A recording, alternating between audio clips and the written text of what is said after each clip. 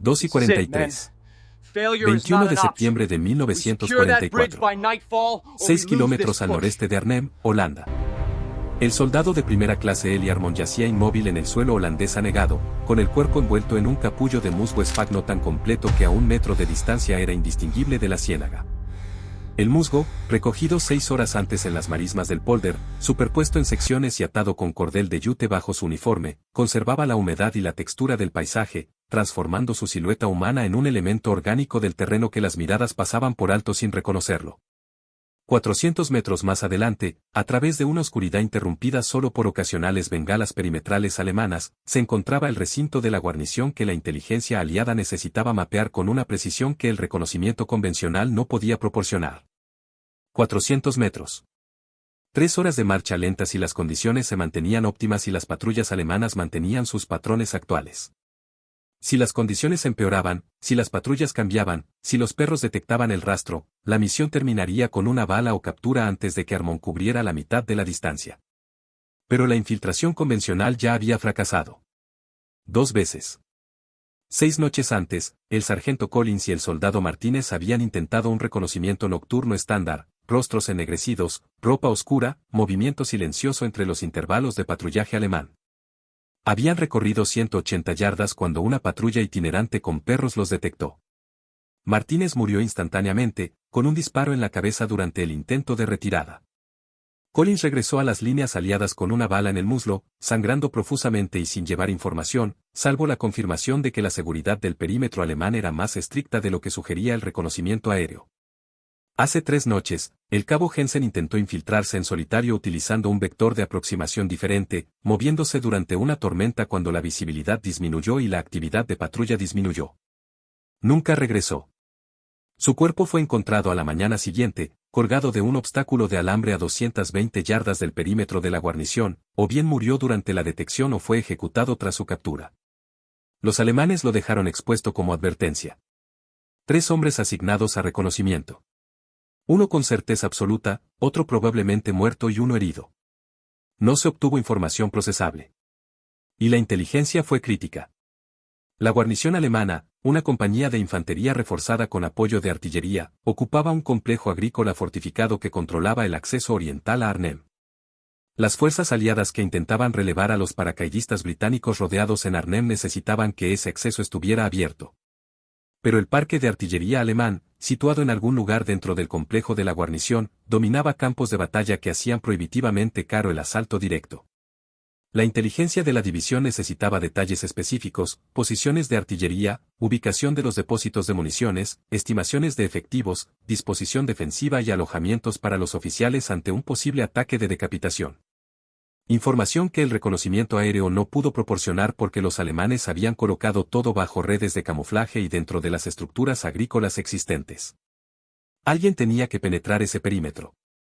Tenía que observar, cartografiar y regresar con información lo suficientemente detallada como para permitir un ataque de artillería selectivo o un asalto de infantería preciso que minimizara las bajas aliadas. Tras la muerte de Jensen, el capitán Whitmore pidió voluntarios para un tercer intento de reconocimiento. Nadie se presentó de inmediato, lo cual era comprensible dado que los 2 intentos anteriores habían alcanzado una tasa de bajas del 100%. Armon se había ofrecido como voluntario. No por heroísmo ni por ansias de muerte, sino por comprender que la misión se estaba abordando de forma incorrecta. Los exploradores empleaban tácticas de infantería, velocidad, oscuridad y sigilo, definido como movimiento rápido entre puntos de ocultación. Pero el perímetro alemán no estaba estructurado para permitir ese enfoque. Rutas de patrulla superpuestas, múltiples puestos de centinela, perros adiestrados, iluminación con bengalas en horarios irregulares, las defensas estaban diseñadas para detectar exactamente el tipo de movimiento que empleaban los exploradores de infantería. Intentar moverse rápido a través de ese perímetro era un suicidio. Pero moverse despacio, lo suficientemente lento como para integrarse al entorno en lugar de atravesarlo, eso era cazar. Y Armon entendía la caza mejor que las tácticas de infantería. Había crecido en las montañas humeantes del este de Tennessee, donde aprendió a rastrear y acechar gracias a su abuelo, quien a su vez aprendió de él técnicas transmitidas de generación en generación entre los montañeses que cazaban venados de cola blanca en terrenos tan densos que la persecución convencional era imposible. En las montañas humeantes no se perseguían venados. Uno se convertía en parte del bosque, se movía tan lentamente que el movimiento mismo desaparecía, permitiendo que los animales pasaran junto a uno sin ser conscientes de la amenaza. Su abuelo le había enseñado el truco del musgo cuando Armond tenía 9 años. Una cacería de finales de otoño, la temperatura bajando, los ciervos hiperalerta ante olores y movimientos. Su abuelo había pasado 2 horas cubriéndoles el cuerpo con capas de musgo húmedo, no como disfraz, sino como máscara de olores y amortiguador de sonido. Luego se arrastraron 200 metros para llegar a una zona de alimentación, con un movimiento tan gradual que ni siquiera el hipervigilante ciervo detectó su aproximación. Su abuelo había matado un ciervo de 10 puntas a 15 metros. El otro ciervo había seguido alimentándose, sin darse cuenta. El cazador paciente come. El cazador apresurado muere de hambre, había dicho su abuelo aquella noche. La velocidad es para perseguir a la presa herida. La quietud es para acercarse lo suficiente como para que nunca sepan que estás ahí. Armond había intentado explicarle el concepto al capitán Whitmore durante la reunión informativa para voluntarios. Puedo entrar en ese perímetro, señor. Pero no con métodos de reconocimiento estándar. Explicar. Los alemanes están atentos al movimiento. Sus patrullas, sus centinelas, sus perros, todos están diseñados para detectar movimiento. Así que, en lugar de intentar moverme rápido y evitar ser detectado, me muevo tan lento que el movimiento se vuelve invisible. Whitmore frunció el ceño. Eso no es viable. La distancia es de 400 yardas. Moverse lo suficientemente lento como para evitar ser detectado llevaría horas. Estarías expuesto durante toda la infiltración. De 4 a 5 horas en total, señor. 3 horas de entrada, 1 de observación y 1 de salida. Me infiltraría antes del amanecer, cuando el nivel de alerta alemán es mínimo, observaría durante el cambio de turno alrededor de las 6, cuando la atención se ve interrumpida, y me retiraría durante la niebla matutina si el tiempo acompaña. ¿Y el ocultamiento? Incluso moviéndose lentamente, sería visible durante las bengalas. No si voy bien camuflado, señor. No camuflaje militar, sino camuflaje natural. Musgo de pantano, concretamente. Los pólders de Huesas Deadly as Advance. Ten open fire simultaneously, catching infantry in crossfire with nowhere to hide. Web at seen it twice. White men caught in that precision ambush, frozen ground offering no cover, bodies falling in patterns that trace the machine gun traverse paths. Not this time. 0356 hours. 4 minutes. Sergeant Dietrich moved through the darkness, checking equipment, whispering final instructions. A post beside Beb's position, studied the steam generator for 5 seconds, then leaned close. Fuels in the system. Water's hot. It's going to work or it's not, no changing it now. It'll work, Sergeant. Better. Because if Harding survives this, is going to have your stripes. I know. Dietrich's hand gripped Beb's shoulder briefly. Good luck, Corporal.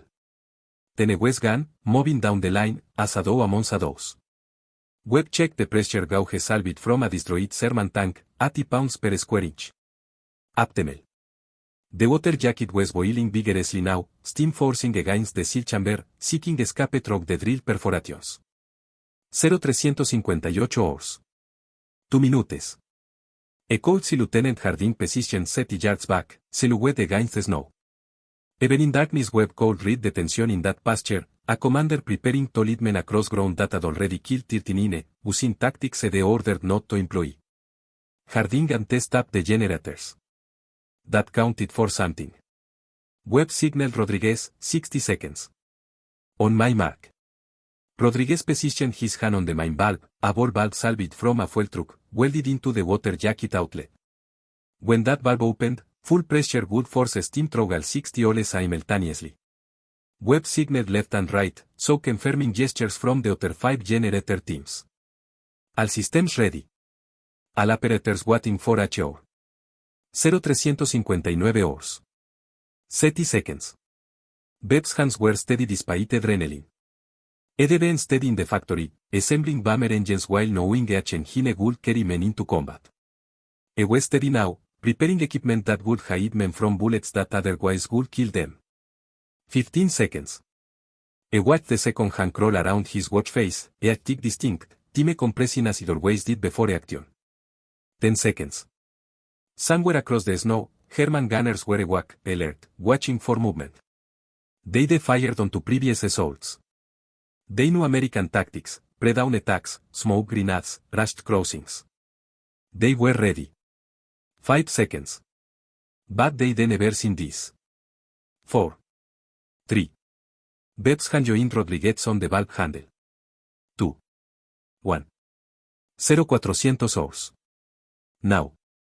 Webb and Rodriguez wrenched the valve open simultaneously.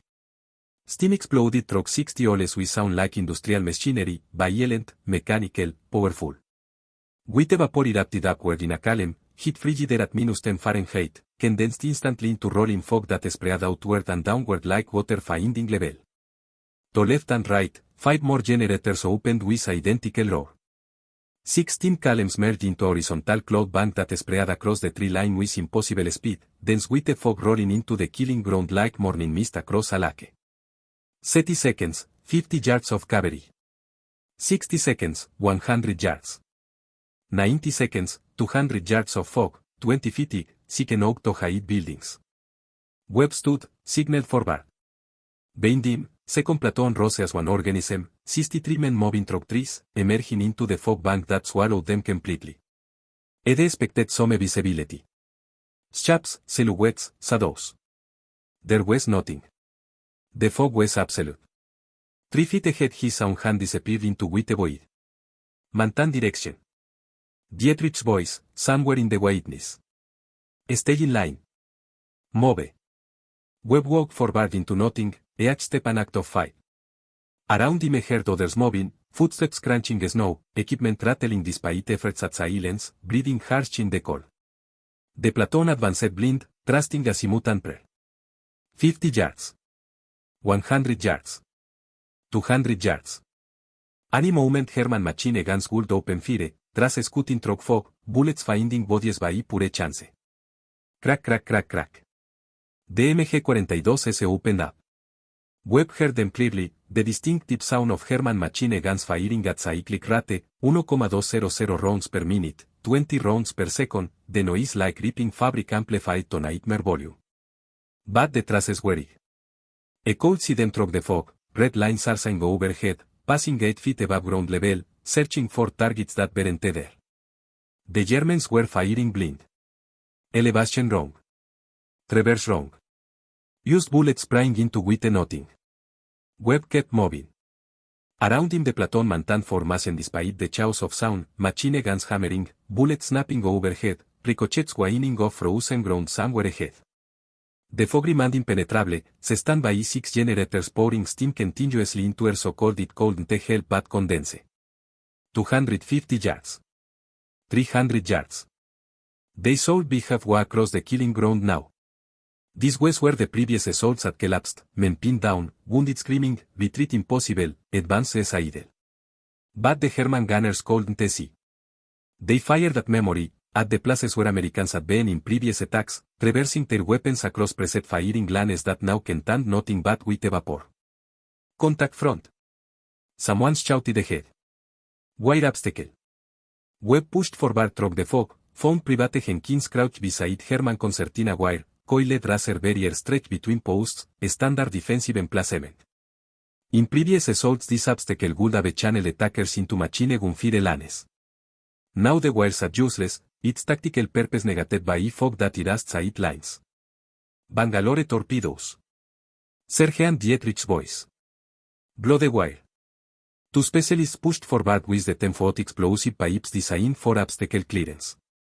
They shoved the torpedoes under the wire, scrambled back, triggered the fuses. The explosion was muffled by fog but still deafening, blast wave rolling through the vapor, concussive force that Webb felt in his chest. 20 feet of wire disintegrated, posts blown sideways, gap blown through the obstacle. German machine gun fire intensified immediately, traces converging on the explosion site, but low, searching ground level where Americans should be crouching. The platoon was already moving through the gap, men running now, final sprint toward bunkers that had to be close. 350 yards.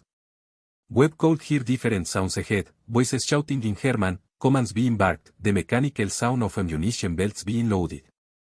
The machine gun fire stopped abruptly as crews repositioned, trying to understand what was happening. They can't see us, Rodríguez gasped beside Webb. They know we're here but they can't fucking see us.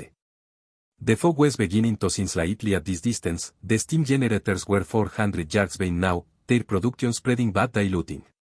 Webb could see shapes ahead through the mist, dark masses that had to be the pillboxes, concrete bunkers emerging from with the like ships from heavy seas. Assault teams forward. Ardin's voice, clear and commanding. Satchel charges and grenades. Move. D. En las pantorrillas, dolor en los hombros por la posición de Kroll, y el frío que se filtraba a través de su uniforme por el contacto prolongado con el suelo húmedo. Pero iba adelantado. 3 horas para cubrir 400 yardas significaban 133 yardas por hora. Mantenía el ritmo. A las 4 de la madrugada y 5 llegó al obstáculo de alambre. El alambre era una construcción defensiva estándar alemana, 3 hilos de alambre de púas tendidos entre postes a una altura de 20, 45 y 60 centímetros sobre el suelo. Diseñado para canalizar a los atacantes hacia zonas de ataque, ralentizar el ritmo del asalto y crear obstáculos que requerían tiempo y ruido para ser derribados. Para la infiltración convencional, el alambre implicaba cortar, lo cual creaba ruido y dejaba evidencia. Para la técnica de Armón, el alambre implicaba paciencia. Estudió el obstáculo durante 5 minutos sin moverse, evaluando la distancia entre el cable más bajo y el suelo. 20 centímetros. Posiblemente suficiente espacio libre si se aplastaba por completo y se deslizaba por debajo. Pero el musgo añadía volumen. Y el suelo justo debajo del alambre estaba ligeramente elevado, lo que, por razones de drenaje, creaba una pequeña cresta. El espacio libre sería estrecho. Si el musgo se enganchaba en el alambre de púas, cualquier movimiento de tracción crearía un movimiento visible que los centinelas detectarían. Armón tomó la decisión, quitarle temporalmente el musgo de la espalda, deslizarse por el hueco y volver a aplicar musgo en el otro lado. Pasó 7 minutos aflojando cuidadosamente el cordel de yute que sujetaba la capa posterior de musgo, trabajando solo con el tacto y en absoluto silencio. Una vez aflojado, presionó el musgo contra sus costados, reduciendo su perfil aproximadamente 7 centímetros. A las 4 de la madrugada y 18, empezó a deslizarse bajo el alambre. El movimiento se medía en fracciones de pulgada. Primero la cabeza, girada de lado para minimizar la altura. Después los hombros, uno a la vez, presionando contra el barro. El torso, sintiendo el alambre más bajo rozar su espalda con una presión que engancharía la tela si se movía con descuido. Las caderas, el punto más ancho de su cuerpo, requerían máxima compresión y un movimiento más lento. Muslos, pantorrillas, finalmente los pies. 14 minutos para recorrer 30 pulgadas.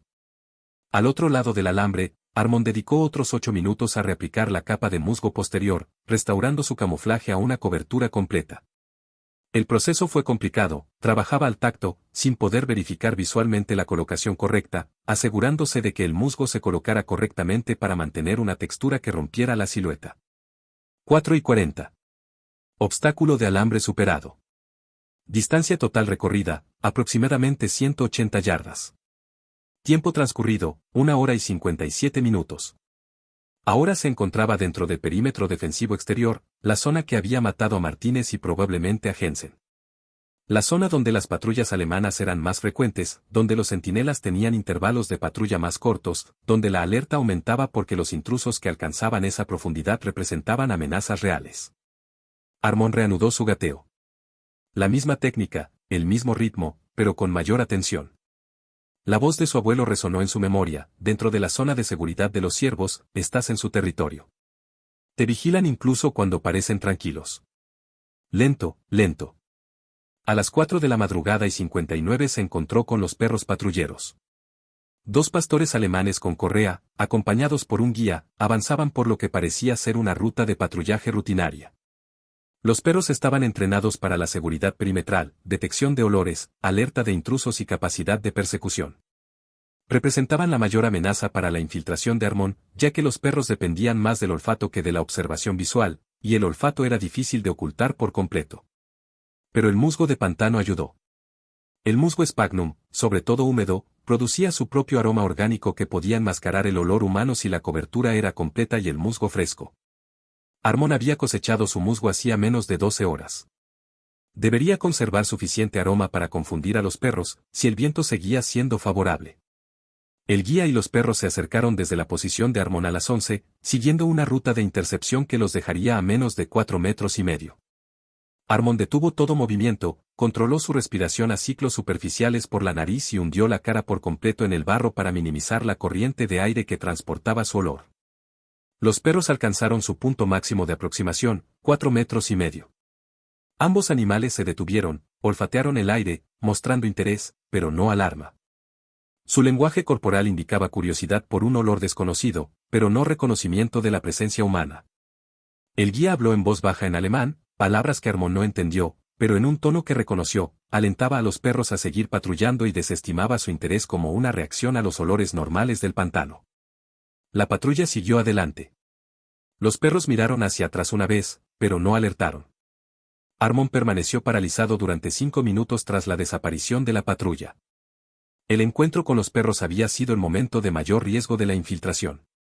Si los perros hubieran alertado, el guía habría investigado y habría descubierto a Armon, independientemente de lo efectivo que pareciera su camuflaje a simple vista. Pero el musgo había funcionado. Los perros habían detectado algo inusual, pero no amenazante, justo el margen de incertidumbre que Armon necesitaba. 5:19. Distancia recorrida, aproximadamente 270 yardas. Distancia restante, 130 yardas. Tiempo transcurrido, 2 horas y 36 minutos. Ya iba retrasado, el cruce de la alambrada y el encuentro con los perros le habían quitado tiempo. Pero ya había superado el perímetro exterior y se acercaba al anillo defensivo interior que rodeaba el recinto de la guarnición. A las 5:34, a través de la oscuridad que comenzaba a volverse gris con el amanecer que se acercaba, Armon pudo ver los edificios de la guarnición, una granja principal convertida en cuartel general, 2 grandes graneros que probablemente albergaban equipo o tropas, varias dependencias más pequeñas y, visibles a través de una observación cuidadosa, las formas distintivas de piezas de artillería bajo redes de camuflaje ubicadas en lo que había sido un huerto. Este era el objetivo de inteligencia. 3 obuses de 105 milímetros, posicionados para controlar los accesos orientales, estaban tan bien camuflados que el reconocimiento aéreo no logró localizarlos con precisión. Pero Armon podía verlos desde el suelo, a 200 yardas de distancia. Podía contar los cañones, estimar la posición de la tripulación y observar los depósitos de munición cerca de cada foso. A las 5:47, 3 horas y 4 minutos después de iniciar la infiltración, Armon llegó a su posición de observación, una zanja de drenaje a 35 yardas de la granja principal, con líneas de visión claras hacia el parque de artillería, la entrada del cuartel general y lo que parecía ser un búnker de almacenamiento de municiones. Dejó de moverse. Quedó en una quietud absoluta. Y comenzó la labor de reconocimiento que 3 hombres habían intentado realizar con la muerte. A la luz gris del amanecer, observó a los soldados alemanes comenzar sus rutinas matutinas. Contó el personal, 43 visibles en 20 minutos, lo que indicaba una fuerza total de entre 80 y 120. Identificó los cuarteles de los oficiales observando a qué edificio entraban los soldados de alto rango para la sesión informativa matutina. Localizó el búnker de municiones rastreando al personal de suministros que transportaba cajas. Y cartografió el parque de artillería con precisión, 3 obuses de 105 milímetros, posiciones trianguladas usando brújula, almacenamiento de municiones para cada cañón documentado, tamaño estimado de la tripulación. A las 6:12, un oficial alemán salió del edificio del cuartel general y caminó directamente hacia la posición de Armon. El oficial, un capitán, a juzgar por las sombreras visibles incluso en la luz gris del amanecer, caminó con paso decidido directamente hacia la zanja de drenaje donde Armon yacía inmóvil bajo su cubierta de musgo. Durante 3 segundos que se estiraron con terrible elasticidad, Armon calculó las probabilidades, el oficial venía a investigar algo, o su ruta pasaba casualmente cerca de la posición de Armon, o la zanja de drenaje era un punto de inspección rutinario. A 3,5 metros de distancia, el agente se detuvo. Metió la mano en el bolsillo de su abrigo. Sacó una pitillera y cerillas. Armon permaneció absolutamente congelado, un trozo de tierra cubierto de musgo a 3 metros de un oficial alemán que estaba encendiendo su cigarrillo matutino mientras inspeccionaba el perímetro de la guarnición con la alerta casual de un comandante que revisa sus dominios. El oficial fumó durante 90 segundos que parecieron 90 minutos. En un momento dado, miró directamente a la zanja de drenaje, recorriendo con la mirada la posición de Armon sin detenerse ni reconocerla. Accidente orgánico del terreno. Nada inusual. La mente registraba lo que veían los ojos: suelo húmedo, musgo, vegetación típica de Polder. El oficial terminó su cigarrillo, lo aplastó bajo el tacón de su bota y regresó al edificio del cuartel general. Armon se permitió 3 respiraciones lentas, lo más cercano a una expresión de alivio que podía permitirse mientras mantenía una quietud absoluta. El encuentro demostró la eficacia de su camuflaje a corta distancia bajo observación directa. También demostró que la suerte seguía siendo un factor que ninguna técnica podía eliminar. De las 6:15 a las 7:05, Armon realizó observaciones y cartografía detalladas. Sus materiales eran mínimos: un cuaderno cuadriculado apenas más grande que una baraja de cartas, un trozo de lápiz y una brújula. Dibujó la disposición de la guarnición con una precisión que la fotografía aérea no podía lograr: funciones de los edificios, posiciones defensivas, rutas de patrulla, accesos vulnerables y campos de tiro. Se prestó especial atención al parque de artillería, la posición exacta de los 3 obuses de 105 milímetros, los lugares de almacenamiento de municiones, las posiciones de los refugios de la tripulación y las estructuras de soporte de las redes de camuflaje. Se anotaron los azimuths de disparo, las direcciones a las que apuntaban los cañones, que indicaban las posibles zonas objetivo que estaban preparados para atacar. A las 6:47, observó algo que elevó significativamente el valor de la información: un camión de municiones llegó al búnker, y el equipo de suministro descargó cajas marcadas con códigos de designación de la Wehrmacht. Armon memorizó los códigos: la inteligencia identificaría los tipos de munición, lo que confirmaría el calibre y, potencialmente, el alcance de las piezas de artillería. A las 7:03, comenzó a formarse niebla matutina debido a que las diferencias de temperatura generaron condensación de humedad sobre los pólderes anegados. La niebla era ligera, pero suficiente para reducir la visibilidad a aproximadamente 100 yardas, condiciones ideales para la exfiltración. Armon inició la retirada a las 7:08. La exfiltración era más peligrosa que la infiltración. La guarnición estaba completamente despierta, con un alto nivel de actividad, patrullas activas y la visibilidad mejorando al amanecer.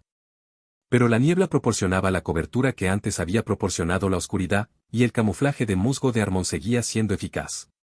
Invirtió con precisión su ruta de infiltración, regresó por terreno mapeado, donde conocía los patrones de patrulla y la ubicación de los obstáculos.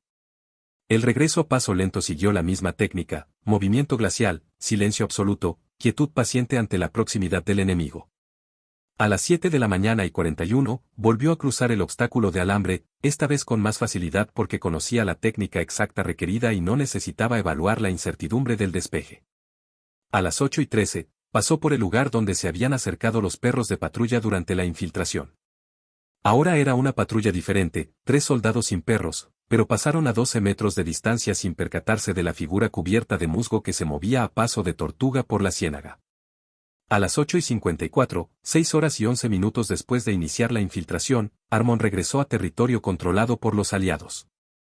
El teniente Briggs y 2 exploradores lo recibieron en el puesto de observación de vanguardia, con rostros que reflejaban alivio y asombro. «Dios mío, Armon», dijo Briggs en voz baja. «Habíamos empezado a redactar el informe de bajas. Se suponía que debías regresar a las 9. 6 minutos antes de lo previsto, señor».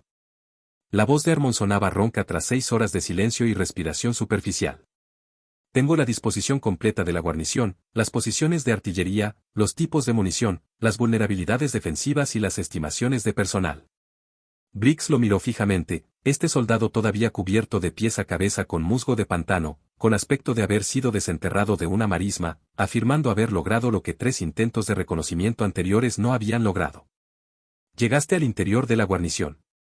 «A 35 metros del cuartel general, señor. Vi a un capitán alemán fumar un cigarrillo a 3,5 metros de mi posición. No me vio». En 30 minutos, Armon estaba en el puesto de mando del batallón, aún con los fragmentos de musgo puestos, presentando su información al capitán Whitmore y al oficial de inteligencia del S-2 del batallón. Dibujó de memoria la disposición de la guarnición en un mapa a gran escala, marcando cada posición de artillería con precisión. «¿Estas coordenadas son exactas?», preguntó el oficial S-2. «A menos de 10 yardas, señor. Usé la brújula y midí las distancias durante la observación». «Códigos de munición de artillería». Armon los recitó de memoria. El oficial S-2 consultó los manuales de artillería de la Wehrmacht y asintió. 105 milímetros, antiblindaje y de alto poder explosivo. Confirma su posicionamiento para misiones antitanque y antipersonal, cubriendo las rutas de acceso oriental. Whitmore estudió el mapa durante un buen rato. Este es el reconocimiento terrestre más detallado que hemos obtenido en este sector. Con estas coordenadas, la artillería puede realizar fuego de contrabatería de precisión que elimina sus cañones sin necesidad de un asalto de infantería. Miró a Armon directamente. Excelente trabajo, soldado. Un reconocimiento realmente excepcional. Gracias, señor. Ahora ve a limpiarte. Parece sacado de un cuento medieval. El ataque de artillería se produjo a las 2:30 de esa tarde. 12 obuses aliados de 155 milímetros dispararon en misión coordinada según las coordenadas de Armon. 48 proyectiles en total. Las 3 piezas de artillería alemanas quedaron destruidas o sufrieron daños irreparables. El búnker de municiones explotó, explosiones secundarias fueron visibles desde los puestos de observación aliados. El edificio del cuartel general de la guarnición fue alcanzado 2 veces y se derrumbó parcialmente. A las 4 horas, las fuerzas alemanas habían abandonado la posición, retirándose sin apoyo de artillería, dejando el acceso oriental abierto al avance aliado. La información obtenida a través del rastreo de Armon por el musgo del pantano había logrado un impacto estratégico sin requerir un costoso asalto de infantería. El personal de inteligencia de la división documentó la técnica en un informe posterior a la acción fechado el 23 de septiembre de 1944. La metodología de reconocimiento de camuflaje natural, que emplea vegetación autóctona para ocultar todo el cuerpo, combinada con movimientos ultralentos, demuestra su viabilidad en misiones de reconocimiento de penetración profunda donde las técnicas convencionales resultan insuficientes. Esta técnica requiere personal especializado con experiencia en rastreo en zonas silvestres y mucha paciencia. Tasa de éxito, 100% en una sola prueba. Se recomienda considerar su uso futuro en condiciones de terreno similares. El informe se difundió a través de los canales de reconocimiento e inteligencia en todo el teatro de operaciones europeo. Para octubre de 1944, 6 unidades de reconocimiento diferentes habían experimentado con técnicas similares, adaptando la metodología al terreno y la vegetación locales. En el bosque de Urgen, un explorador de Wisconsin utilizó una cubierta de agujas de pino para infiltrarse en posiciones alemanas y regresó con información sobre la disposición de los búnkeres que permitían ataques selectivos con lanzallamas. En los Montes Vosgos, un guardabosques nacido en Montana empleó la técnica de capas de hojas otoñales para acercarse a 30 yardas del puesto de observación alemán y cartografiar posiciones que la artillería posteriormente destruyó. En las Ardenas, durante la ofensiva alemana de diciembre, un cazador de Pensilvania utilizó nieve y camuflaje de vegetación rota para llevar a cabo 3 misiones de reconocimiento separadas a través de las líneas alemanas, reuniendo información sobre concentraciones de blindados que resultaron críticas para la planificación del contraataque aliado.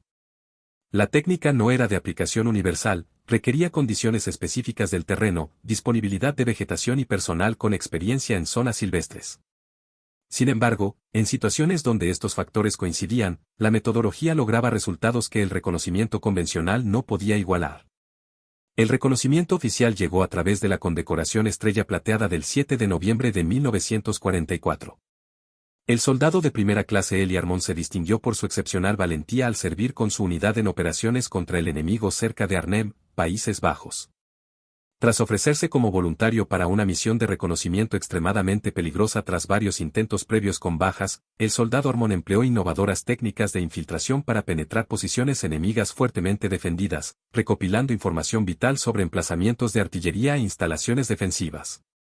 Sus acciones facilitaron directamente los exitosos ataques de la artillería aliada que neutralizaron posiciones enemigas y facilitaron las posteriores operaciones de avance. El coraje, la iniciativa y la profesionalidad del soldado Armon son motivo de gran reconocimiento para él y para el ejército de los Estados Unidos. La medalla se entregó durante la formación del batallón el 10 de noviembre. Armon la aceptó con su habitual reserva de montaña, un discreto reconocimiento, pocas palabras y regreso inmediato a sus funciones habituales. Pero los exploradores de reconocimiento comprendieron su logro. La noche después de la ceremonia de entrega de medallas, el teniente Briggs reunió al pelotón de reconocimiento para un reconocimiento informal. Armon hizo algo que nadie creía posible, dijo Briggs. Fue a lugares a los que nosotros no podíamos ir, vio cosas que nosotros no podíamos ver y regresó con vida de una misión que había matado o herido a todos los que la intentaron antes que él. Lo logró negándose a hacer las cosas a la usanza del ejército cuando ésta no funcionaba. Eso requiere inteligencia y agallas a partes iguales. El pelotón estalló en aplausos, un reconocimiento genuino y sostenido de hombres que comprendían que Armón había resuelto un problema imposible pensando como un cazador en lugar de un soldado. El soldado de primera clase David Chen, sin relación con el soldado que había muerto intentando un reconocimiento similar semanas antes, se había acercado a Armón después de la formación. El camuflaje de musgo. ¿Puedes enseñarlo? Crecí en San Francisco. Nunca cacé, ni rastreé, ni hice nada en la naturaleza. Pero si esa técnica funciona, quiero aprenderla. Armón había considerado la pregunta seriamente. No se trata realmente del musgo. El musgo es solo material. La técnica se trata de paciencia. De moverse tan lento que tu cerebro piensa que estás haciendo el ridículo. De integrarse al entorno en lugar de moverse a través de él. Eso es difícil de enseñar porque no es natural para los humanos. Estamos hechos para el movimiento, para la acción. La quietud requiere anular todos los instintos. Podrías intentar enseñarlo de todas formas. Armón asintió. Puedo intentarlo. Durante las 3 semanas siguientes, entre operaciones de combate, Armón impartió entrenamiento informal a voluntarios del pelotón de reconocimiento. Participaron 15 soldados. Les enseñó a seleccionar vegetación, cómo identificar plantas que ofrecían buen camuflaje, cómo colocar materiales en capas para una ocultación óptima y cómo asegurar las coberturas sin restringir el movimiento. Pero sobre todo enseñó paciencia. Tu cerebro te dirá que vas demasiado lento, explicó durante una sesión. Que necesitas acelerar, que la misión requiere un progreso más rápido. Ignora esa voz. En esta técnica, más lento es más rápido, porque más lento significa invisible. Si te detectan, tu velocidad se reduce a 0, estás muerto o capturado. Si eres invisible, tu lentitud te lleva allí eventualmente. Los resultados fueron dispares. 3 soldados demostraron aptitud natural para la técnica, poseían la paciencia y la conciencia del entorno necesarias. 8 mostraron una capacidad moderada, podían emplear la metodología con competencia, pero no de forma excepcional. 4 no lograron adaptarse, sus temperamentos no eran aptos para la extrema lentitud y quietud requeridas. Pero incluso una capacidad moderada resultó valiosa. Durante las operaciones de diciembre de 1944 y enero de 1945, los exploradores de reconocimiento que emplearon variantes de la técnica de Armón llevaron a cabo 11 misiones de infiltración profunda con éxito, recopilando información que los métodos convencionales no podían obtener. Tasas de bajas en estas misiones, 0. 11 misiones, 11 retornos exitosos con información útil, 0 bajas. La guerra europea terminó el 8 de mayo de 1945. Armón fue dado de baja del servicio en agosto y regresó al este de Tennessee con la Estrella de Plata, la insignia de infantería de combate y recuerdos que no compartió. Regresó a las montañas humeantes, volvió a la casa, volvió a la vida que conocía antes de que llegara la convocatoria en 1943. Se casó en 1947 con una mujer llamada Sara, de la cercana Gatlinburg, quien le preguntó una vez sobre la guerra y nunca volvió a preguntar cuando su rostro se disipó. Criaron a 4 hijos en una cabaña que Armón construyó él mismo en las montañas al este de Knoxville, enseñándoles caza y rastreo, y la paciencia necesaria para moverse por la naturaleza sin perturbarla. Nunca habló de Holanda. Nunca mencionó la técnica del musgo de pantano. Nunca contó historias de arrastrarse entre las líneas alemanas ni de ver a oficiales enemigos fumando cigarrillos a 3,5 metros de distancia. Su estrella de plata estaba guardada en un cajón, y solo la mostraba cuando sus hijos preguntaban por ella en su adolescencia. Él había respondido brevemente a sus preguntas: hice trabajo de reconocimiento en Holanda. Tuve suerte y volví a casa. Ese fue el alcance de su narrativa de guerra. La técnica perduró sin él. Los programas de entrenamiento militar de posguerra incorporaron elementos de la metodología de infiltración ultralenta al entrenamiento de francotiradores exploradores y de reconocimiento. Los detalles evolucionaron, los materiales modernos reemplazaron al musgo de pantano, la terminología técnica reemplazó la sabiduría de caza de los Apalaches, pero el principio fundamental se mantuvo. A veces, la mejor manera de penetrar las defensas enemigas es moverse tan lentamente que el movimiento se vuelve invisible. Elie Armón falleció en 1989 a los 67 años. Le sobreviven Sara, 4 hijos y 9 nietos. Su obituario en el Knoxville News Sentinel resaltó su servicio militar en una sola línea: sirvió con distinción en el ejército de los Estados Unidos durante la Segunda Guerra Mundial. Ninguna mención de Holanda. Ninguna mención del reconocimiento. Ninguna mención de que sus técnicas de caza en la naturaleza se habían formalizado en una doctrina militar que salvó vidas en múltiples escenarios de guerra. Los exploradores que sirvieron con él lo sabían. Asistieron a su funeral, 7 hombres mayores que habían sido jóvenes soldados en 1944, que recordaban al soldado que se cubrió de musgo de pantano y logró lo imposible. Junto a la tumba, el teniente Briggs, ahora de 74 años, retirado tras 30 años de carrera en el ejército, habló en voz baja: Eli nos enseñó que a veces las viejas costumbres funcionan mejor que las nuevas. Que la paciencia supera a la velocidad. Que ser invisible importa más que ser rápido. El ejército le otorgó una estrella de plata. Le damos nuestra gratitud y nuestro recuerdo. El cazador de montaña que se había convertido en soldado y luego había vuelto a ser cazador de montaña fue enterrado en un suelo no muy distinto del pólder holandés por el que se había arrastrado 45 años antes. Su innovación no sobrevivió por décadas y continúa todavía.